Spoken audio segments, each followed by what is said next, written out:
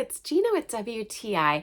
And if you have some cats in your life that might have a little rum in their tum-tum like mine did, then you might want to check out this probiotic from Purina.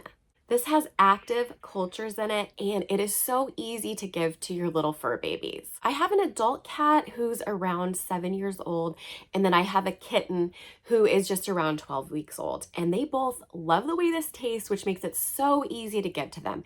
You don't have to try to shove a pill down their throat or hide it in food. I literally just open the package and sprinkle the powder onto their dry kibble. For my smaller cat, I give her half a package.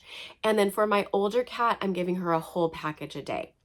I've noticed that both of my cats have had improvement. Of course, I'm not a vet, so if you think that this might be good for your pet, you should probably get them checked out to be sure.